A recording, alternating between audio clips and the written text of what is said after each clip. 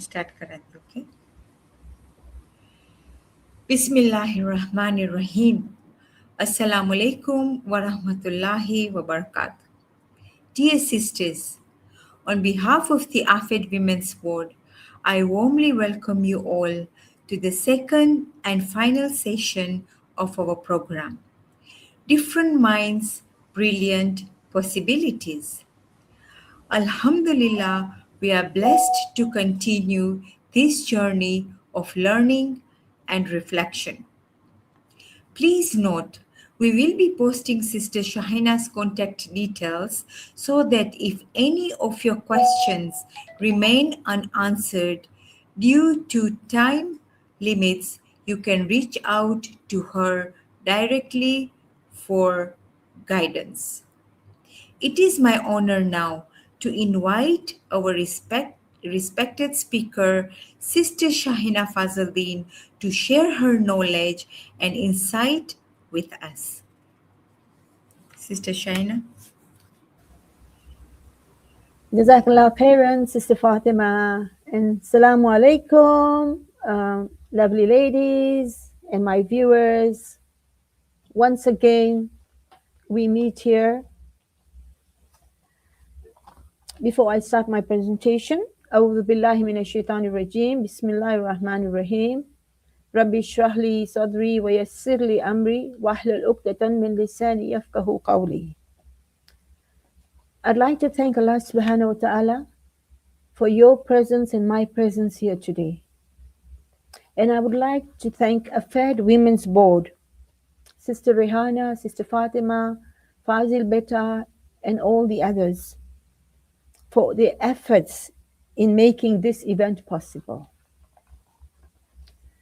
Let me start my presentation now. Give me a minute so that I can share screen.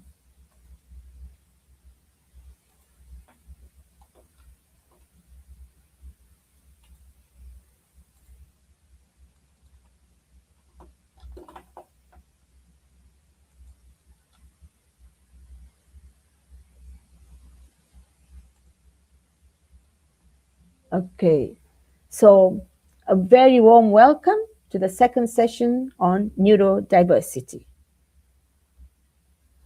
Let's first jog our brains. Right, so I'm going to give you 30 seconds. You don't need to really put the answer in the comments. Just that if you know the answer, then yes, very good. And if you don't know it, it doesn't matter.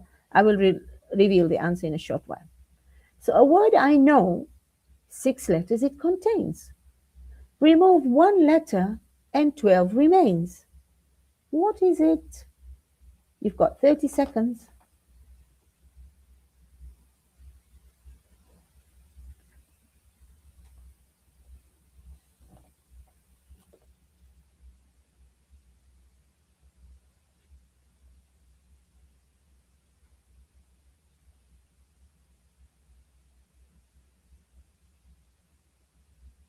So what is it? Right, let's reveal the answer.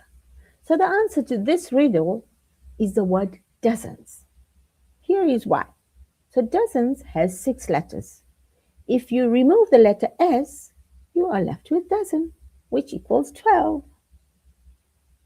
I'm sure most of you must have gotten it. Okay, lovely ladies, today we will continue with our session, the second part of it, and we will focus mainly on autism and dyslexia, as these are very common and we really need to understand these wonderful children. You can see this little boy, he says, I may not speak like you, but my heart still speaks volumes. I'm autistic and I deserve to be understood. So what is autism? I know most of you know a lot about it, but we're bringing awareness so that everybody else should also be able to know. So autism is a condition that affects how a person thinks, communicates, and interacts with others. People with autism might see and experience the world a little differently. Some may find it hard to talk or make friends, while others might be very good at certain skills. It's just a different way of being, and everyone with autism is unique.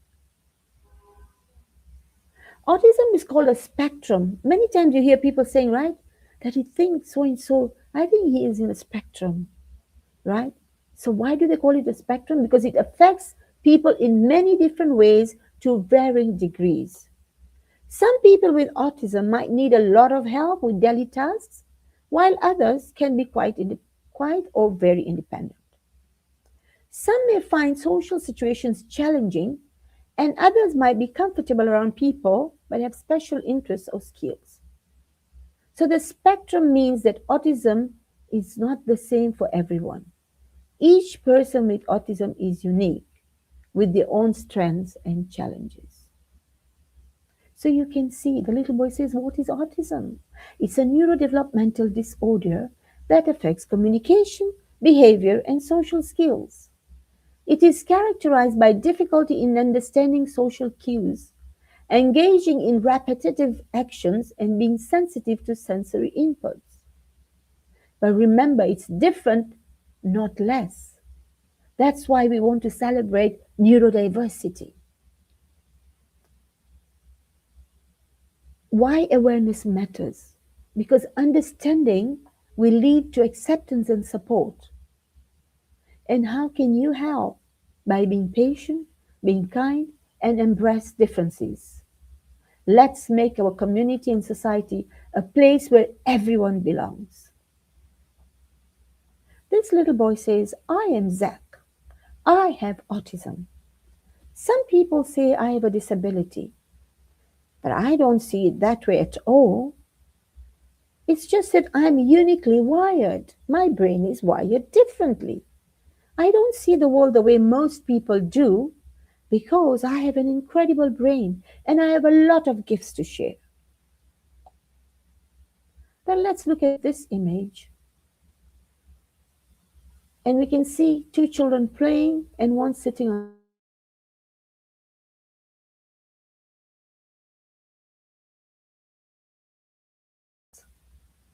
The second one says, my teacher says it's okay that Olivia doesn't play with us.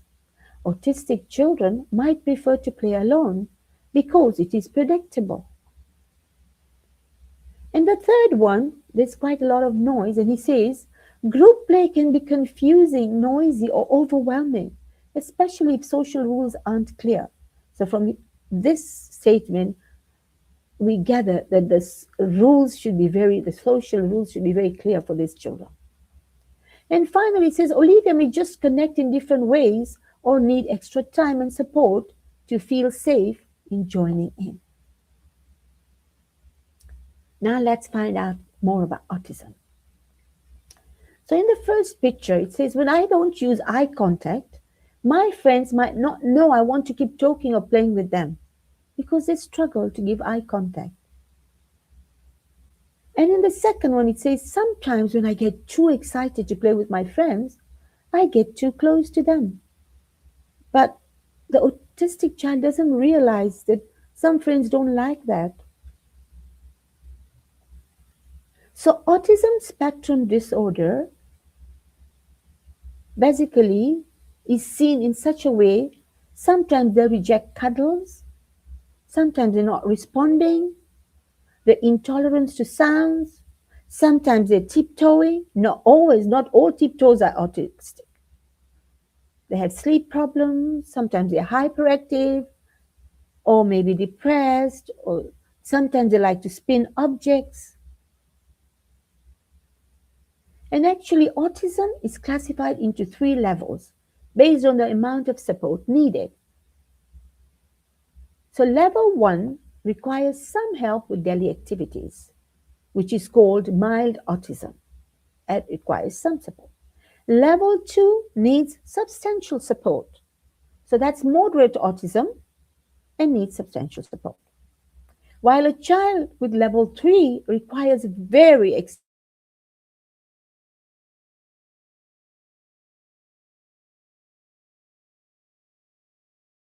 because they are with their own strengths. So the current classifications of autism spectrum disorder are as such level 1, level 2, level 3. Level 1 is currently the lowest classification, level 2 the mid range, and level 3 on the most severe end of the spectrum. Now I'm going to elaborate a little more about these levels. This autism is such a wide, and ADHD and dyslexia and all the other neurodivergent children. There's so much that I can tell you about it. But due to time constraint, I will tell you exactly the most important things and try and bring awareness. And then because we want to do a little about dyslexia also today. So, level 1, people with this level might have some challenges with social interactions and communication, but they can usually manage everyday activities with some help. They might need support to stay organized or to understand social cues. So, they have mild autism. In level 2, moderate autism, these individuals find social situations more difficult. They may have trouble communicating and might need more help with daily tasks. They often benefit from structured routines and support. Then we come to the severe one that requires very substantial support. So, people at this level usually need a lot of help with most activities. They might have very limited communication skills and require constant supervision and assistance. But remember, every autistic person is unique with different strengths and challenges. Understanding the three levels of autism will help us provide the right support. Early diagnosis and intervention can greatly improve quality of life of these children. With empathy and awareness, we can build a more inclusive world for all. You can see the little girl, she says, I'm autistic and I'm cool. And you can see the mild and the severe. Now, some facts about autism. The autistic children say, we want to have friends. We enjoy playing games and we can learn new things. We might not understand how you are feeling. Please tell us if something is going to change. That's why when I train and do some trainings in the schools and when I speak to the teachers, I explain to them that let's say you're going to be changing the setup of the classroom and moving around the desks. Make sure you inform little Johnny, who's autistic. Inform him the day before and said, Johnny, when you come to school tomorrow, you might find that your table is going to be on the right hand side and not on the left side. Try to prepare him. That's why they say, please tell us if something is going to change. Then the autistic child says, words can be confusing for us. Pictures help us to understand. We might not like loud noises, so please be patient with us. And if we are upset, we need a quiet space to calm down. Now, sometimes this little child says, sometimes I get frustrated when I do not understand what I'm supposed to do. So we should give them opportunities to ask for help. Autistic children and their families thrive with the right support. Whether it's a kind word, therapy, or a listening ear, community means showing up for each other. So remember, autism doesn't come with a manual. It comes with a parent that never gives up. And what is the autistic child saying again? Says most of the time, I don't find autism to be the struggle. I find other people's understanding of autism to be the struggle. Person on the autism spectrum is saying this. He says, I do not suffer from autism, but I do suffer from the way you treat me. So the greatest gift we can give someone with autism is acceptance, love, and support. And do you know that Islamically it says, these children are a blessing. Parents who have autistic children, ADHD, Down syndrome, Tourette syndrome, dyslexia, etc. Remember, Allah loves you. This is a blessing. Autism isn't a problem to fix. It's a problem to solve.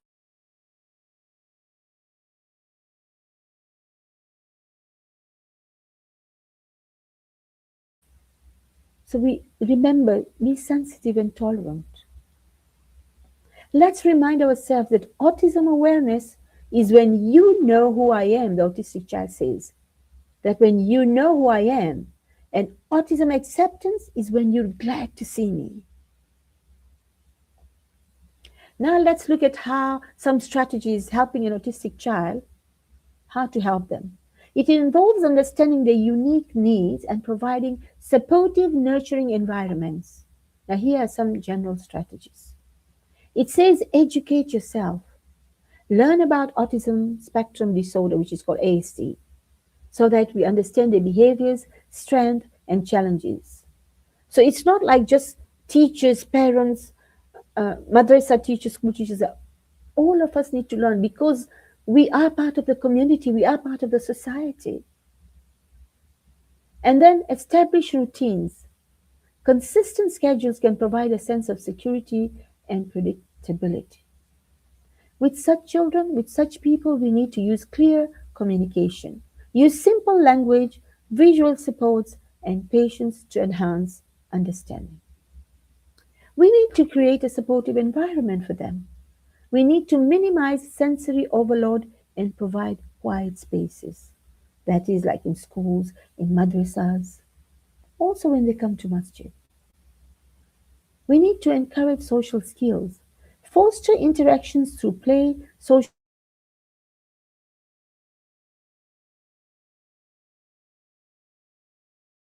interaction, and interests and talents. And of course, we need to seek professional support. We need to work with the therapists, with the educators, with healthcare providers for tailored interventions. We need to promote positive behavior.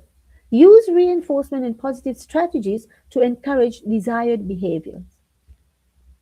And then foster independence, support skills that help the child be as independent as possible. As madrasa teachers, as school teachers, as parents, we can do that.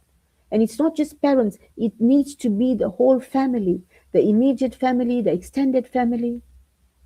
We need to be patient and loving, offer consistent support, understanding, and encouragement. Now, you remember that I told you last week, 2 weeks ago, that one of my grandson has autism.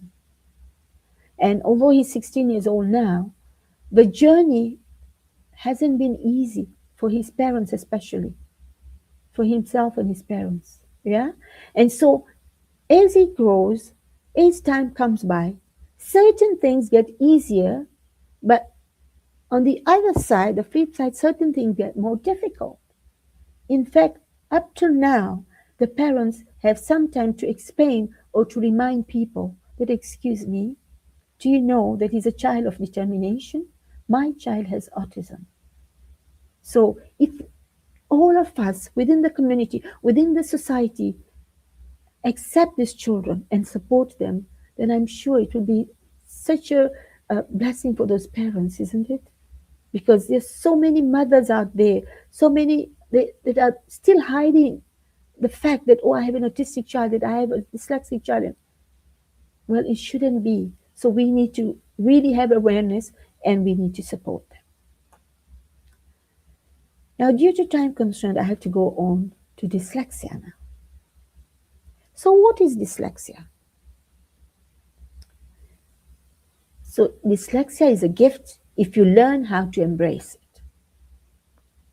If you learn how to embrace it, then yes, it's a gift. So, what does it mean?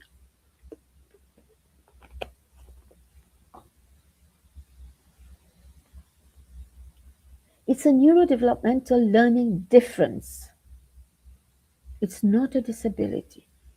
It's a learning difference that primarily affects a child's ability to read, spell, and process language. It does not reflect intelligence, but rather a different way the brain processes written and spoken words. And do you know that studies in educational psychology highlight that children with dyslexia often struggle with the following, like accurate and fluent reading, spelling and writing skills, recognizing letter sound relationships, especially the phonological processing. But remember, dyslexia is not a disease or an identifiable physical condition. It's just a learning style. It's important to note that dyslexia does not reflect a person's overall intelligence or ability to learn. Don't for once think, he's dyslexic. No. Many individuals with dyslexia are creative, talented, and successful in various fields.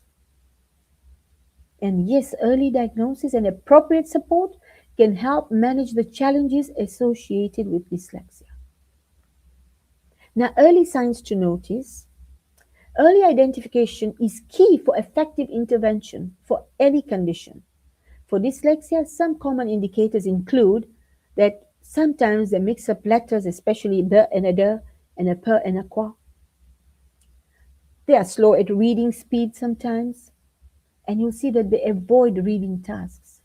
They find it difficult when writing because due to the spellings. So these signs may appear in early primary years and they should not be ignored in a sense. If a child keeps on reversing these letters, right? Of course, initially, children do get confused within the birth and the it's normal. Very, a lot of children without the condition also do mix them up. But if it carries on, that's when we really need to not ignore it and take it up not as a concern to start with, but really start taking notice, identify it, and then see does it need intervention? If it does, yes.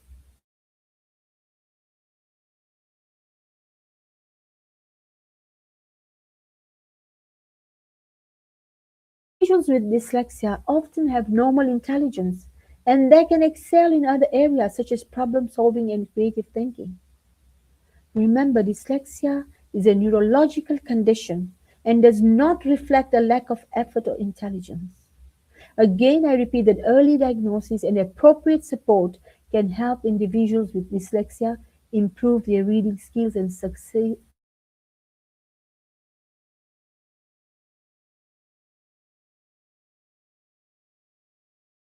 When they tell you their story and their journey, and you'd feel, oh, we really need awareness. Remember, dyslexia is a learning difference. It's not a disease. It's not a disability. It's not a life sentence. It simply means the brain processes written language differently. So remember, dyslexia is a difference, not a deficiency. Now let's look at some common characteristics and symptoms. Again, we have seen this, but let's look at them again because we need to emphasize on some. So reading sometimes is slow, sometimes is inaccurate or labored reading. Spelling, unusual spelling mistakes or letter confusion, like I said. Processing takes more time to decode words or recall words. In other areas, sometimes difficulties with time management, organization, or directions. Now, four common challenges the kids with dyslexia have. Again, every dyslexic child is different, right? But these are some common challenges. They find difficulty with reading and spelling. They find trouble with memory and sequencing, and sometimes they feel low. They have low confidence and self-esteem and difficulty with time management. But let's look at the 6 dyslexia facts. That many kids and adults with dyslexia are smart and creative. That's the first and the foremost. Not all students with dyslexia reverse letters and words. Remember, I told you each child is different. Each autistic child is different. Each dyslexic child is different. Each ADHD child is different. Structured phonics-based reading methods help kids with dyslexia learn to read. So if I have a dyslexic child in my class, then I have to remember, especially the kindergarten, the EYFS, the year one teachers, that phonics-based reading methods really help these kids. Dyslexia is not a developmental lag. Kids with dyslexia often yawn while reading because it tires them. And helping kids with dyslexia find their strengths will help them excel in life. So we need to help them to find their strengths. They've got it within them, but they just need that support. Now remember, having dyslexia does not mean your child isn't smart. Look at this dyslexic child. What is he saying? He says, dyslexia means my brain is smart, curious, powerful, learning, and creative. Now look at this example of a sentence, right? The teacher has asked the dyslexic child to copy this sentence. It says, the owl was a bird. Now, if you look at the second sentence, you can see that even the word the, he has mixed up the E and the H. Owl is fine. But the word was, he has actually reversed it and written it as so. So a bird obviously started with a d and then realized, oh, it shouldn't be, it should be a b, but it's not bird, it's brid. The R and the I again mixed up. So he's doing another attempt, and so far the owl was going quite well. So we need to have a lot of patience with these kids. We need to have a lot of guidance for them. Now you can see when we're teaching them the alphabet, but you can see how the dyslexic brain is working. Everything is muddled up. So that's the reason the kindness and the support and the tolerance and the patience all comes in there. So dyslexia looks different in every child, and some experience only a handful of these signs, while others face broader challenges. It can also commonly co-occur with other learning differences and neurodevelopmental conditions such as ADHD. Now let's look at this. So some children have ADHD and dyslexia, and it's very difficult for them because for ADHD, remember, driven by executive function deficits, trouble sustaining attention and memory, impulsive or inconsistent effort, while dyslexia, rooted in phonological processing, struggles with sound letter recognition and poor decoding and reading fluency. But then both these together. So trouble focusing on reading or writing, slow reading speed, difficulty in cognition, expressive or receptive language issues, distractibility during literacy tasks. So it's not easy for them. And if we have teachers who really are not aware about all this, so you can imagine what happens to that poor child. And I tell you, dyslexia is real. And this is what a dyslexia child is saying. He says, I'm not lazy. Having dyslexia means I have to work hard and never quit. All dyslexics have a strength. Take the time to find out what it is. And then it says generally that dyslexics have average or above average IQ. But then that's not it's just a statement. It's not something that the dyslexic child is saying. So they could have above average IQ. Then he says, it might take me a long time to get it, but when I get it, it just sticks in my mind. Sometimes I just need to work in a way that differs from the others in class to get the job done. I try my best, but do get frustrated. I need you to be patient with me.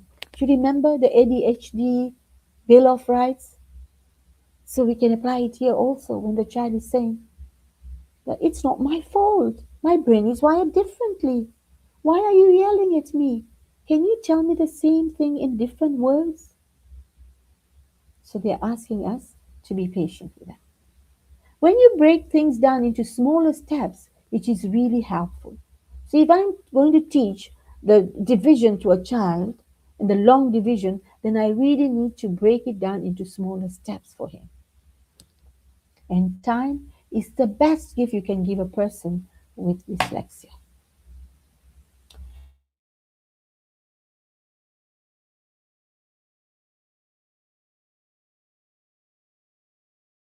For a job, and the other one is, of course, reading his resume. So the one who has applied is thinking, should I tell him about my learning disability? And the gentleman who's reading the CV is thinking, should I tell him I'm slow reading his resume because I'm dyslexic? So what my mind tells me is that perhaps both of them are dyslexic, right? Now he's calling he's learning a disability, because maybe the journey what he has gone through all along, people have made him feel like it's a learning disability. But if they would open up, and if he was able to tell him that I have this learning problem, or I had this learning problem, this is a journey I went through, then he would have also revealed that I'm also dyslexic. And perhaps the end would have been, oh, you're the right candidate, don't worry at all. The two of us will work very well together. Perhaps that could have been the ending, isn't it? So now let's look at dyslexic strengths, the other side of dyslexia.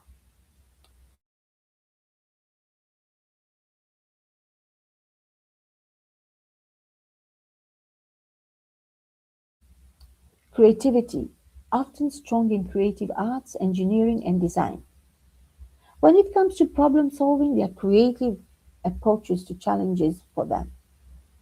They really have some creative approaches to this challenge. And as for empathy, high emotional intelligence. Now let's look at some strategies to support dyslexia. So multisensory teaching teaches, remember, using sight, sound, and touch together. Example, when we're teaching them letters, in the kindergarten, in year one, we have those sand trays and we let them write on it. Some have salt, some have sand, but mostly we use the sand trays. Then assistive technology, which is text to speech tools, audiobooks, spell checklists. Then, of course, classroom accommodations, which mothers or teachers should also do. Extra time, less copying from the board, colored overlays. And when it comes to multisensory teaching, even in our madrasas, we should have sand available. If we've got children who cannot remember the ba and a ta and a tha, we can let them write on sand. So, how us educators and parents can really support these children? And these suggestions are actually evidence based strategies. It says use simple and clear instructions. Promote phonics based learning approaches. These days, mashallah, in madrasa also you can see we don't tell them the name of the letter, but we do the sound, isn't it? Provide extra time and structured practice.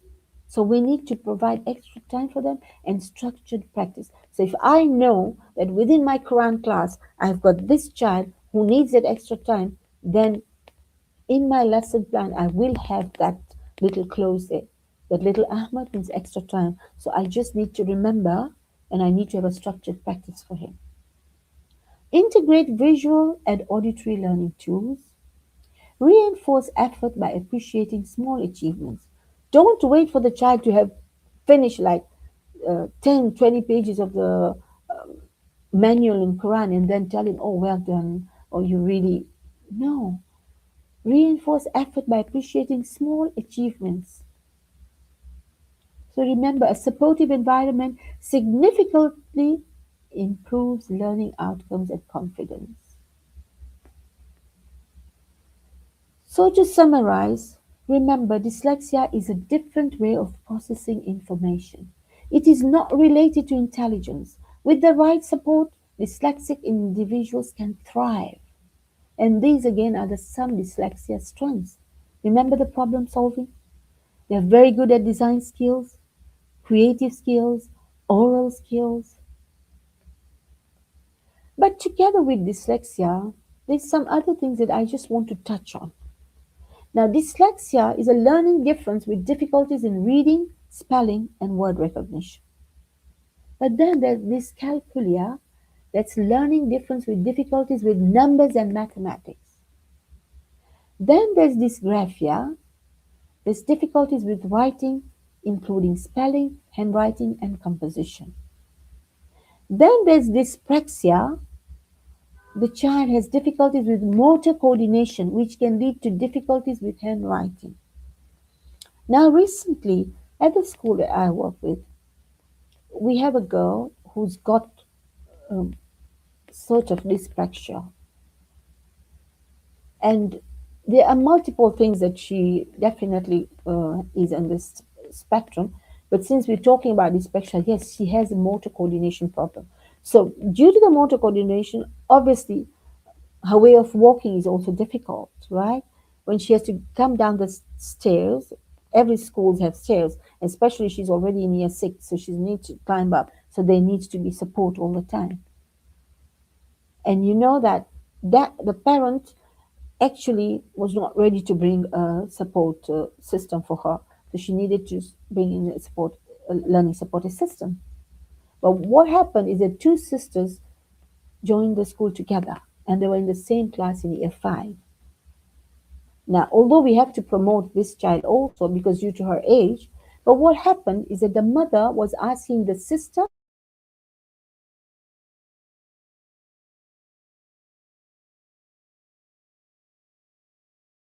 she's missing out on her learning and she's not qualified to help her sister. She wouldn't know which way to help her. So we have to fight sometimes to get the learning support assistance. And finally, we have gotten one. And Alhamdulillah, we have been seeing progress little by little. So finally, let's remind ourselves that we are together in this journey. We want to build a supportive community, a supportive society. I remember the African proverb that says, it takes a village to raise a child. So remember, dear sisters, dear mothers, the journey of ADHD, autism, dyslexia parenting is not meant to be traveled alone. Surrounding the mother, the parent with a supportive community is essential. Why is it essential? It's essential for navigating the challenges, celebrating the triumphs, and finding moments of respite along the way. Within the neurodivergent community, we can find a network of parents, therapists, educators, and advocates who understand the unique joys and complexities of raising a child on the spectrum. If I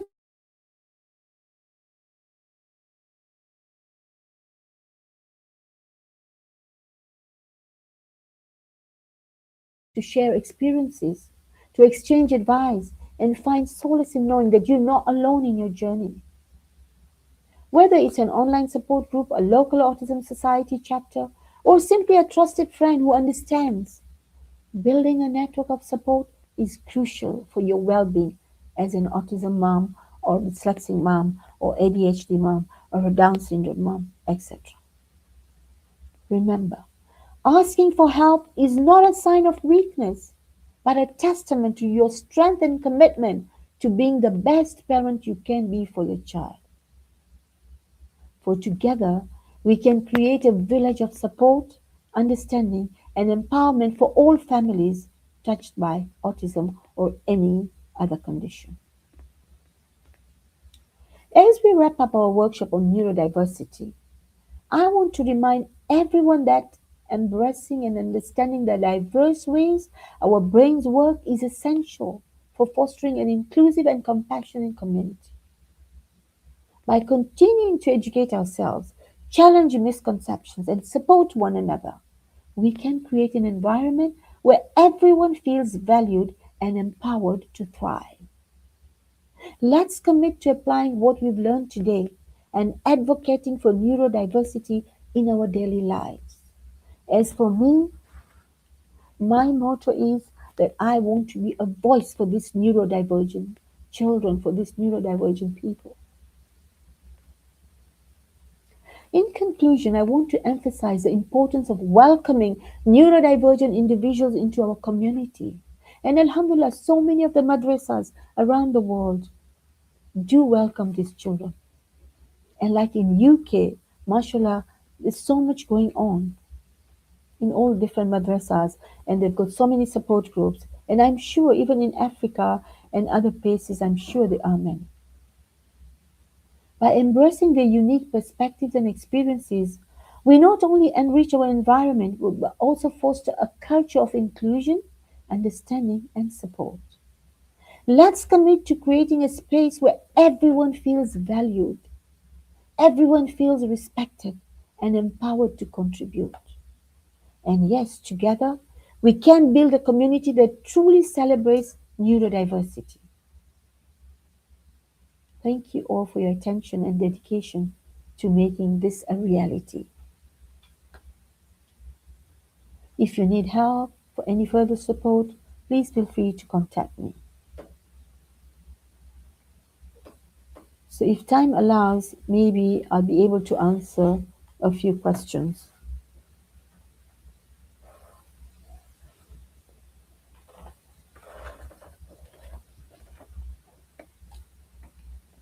I've got two questions here. So, the one question is: as a parent of an autistic child enrolled in community school, I often have to outsource therapists and specialized support. What practical steps can school and communities take to provide more consistent in school support for neurodiverse children, including access to trained therapists, sensory resources? So, I totally agree with you, dear parent. Actually, it's not all schools that provide this. And the schools, I'm sorry to say, but the schools that provide this kind of services, their fees are like, just way above what we could think of. But I totally agree with you. I feel schools should have this kind of thing. But rest assured, we are all really trying. We are all speaking up for these children.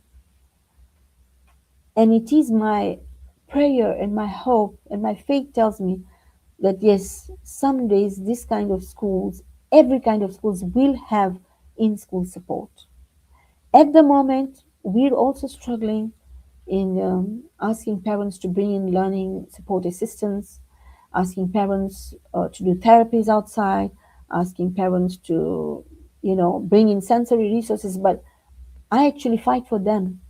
But do not tell parents to bring sensory resources. We're already charging them a good amount of fees. We should be able to provide these.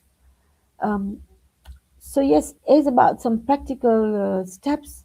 Um, I have your contact and I shall contact you and explain to you how to go about and maybe how you can get this support.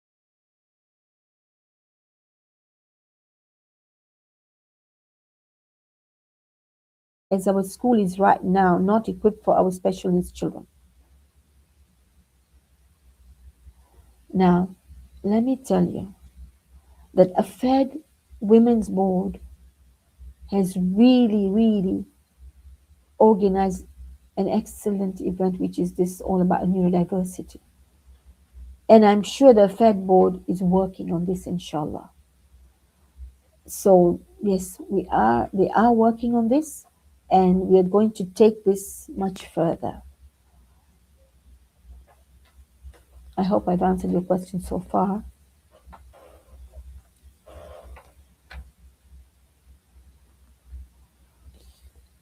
Another question says, can a child with dyslexia overcome their learning disability over time and what can we do to assist? Now, what happens many times is that how they overcome it is that they kind of learn how to cope. And yes, they go very far out in life. And what you could assist with, remember, as a mother, as a parent, the tips, the strategies that I've given, we need to implement those. You need to visit the school, you need to visit the madrasa, you need to bring awareness to those teachers that yes, my child is going through this. What assistance, what support are you going to provide? So when we talk about like dyslexia, we talk about autism also. And and sometimes they feel, are they going to overcome it? But let me tell you, as they grow, it's like so many things do fall in place because these children learn how to cope. They're very intelligent, and yes, so don't worry. Maybe you'll think that they will not overcome it, but they will overcome all those things and they'll be able to be good readers. With proper support, they will be able to. So, dear mother of this dyslexia child, please do contact me and I will explain to you exactly how you're going to go about and assist your child. There's one question that had come to me before. It says, do autistic children improve with age? It's very similar to what this dyslexic mother has asked. So while some children may show improvements in certain areas, autism is permanent and continues to affect individuals throughout their lives. That's what um, research says. But however, many people with autism develop strategies and coping mechanisms to manage their symptoms. And same thing applies to the dyslexic children. And this can lead to greater independence and a more fulfilling life. So it's not just the autistic children, but even the dyslexic children, even the ADHD child. They will develop strategies and coping mechanisms, and they'll be able to manage their symptoms. And of course, it will lead to greater independence and more fulfilling life. Then the way you said how to assist your dyslexic child, a mother did ask how to discipline a child with autism. So some strategies is use clear and consistent language. Children with autism often benefit from simple direct language. So for dyslexia, also we need to have clear and consistency there, right? If they are confusing between the word on and no, so and was, so the teacher will have to be more tolerant, more kind, and there are certain strategies the teachers will have to follow. And I'm sure that schools will give them the directives. Create a routine. Children with autism thrive on predictability. So it's all children with conditions. There needs to be a routine for them. And the positive reinforcement, does wonders. Reward positive behavior immediately with praise or a small incentive. If an autistic child is having a meltdown, what can we do as onlookers? Should we assist in any way? So when they're having a meltdown, sometimes, those children need to do those things, but what we need to do, we also need to find a calm space for them. Within the meltdown, after a while, the child will need that calm space. Now, I'll tell you, a few years ago, there was a child at our school, one of the other schools that I was working with. And those were the days when a lot of people didn't understand about autism or ADHD. And that child was a non-verbal autistic. Maybe by now, inshallah, he speaks. But what was happening is that when he was having a meltdown, the admin supervisor, his learning support assistant didn't know. And they would shout at him, scream at him, and pull him, and that's wrong. So we need to leave them for a while. And then they calm down. And a few years ago, there was a young girl who actually, I read this article. She wrote the article because by then she was grown. She was a teenager and she could use the laptop to write. She could use a computer. And she was writing and she says there were so many times when I was having a meltdown and then sometimes I used to throw myself down because my body itched so much. I just needed to lie on the floor and really rub against the floor. But she writes there that nobody understood. And they were thinking that, I was just being difficult. And now that I can write, everybody understands that I'm just being difficult. And I think this is what we need to do. We need to support them, yes. If they're having a meltdown and you think they're going to hurt themselves in a certain way, let's say there's a metal desk nearby and maybe he's going to throw himself, yes, then we will go and really, try to help them.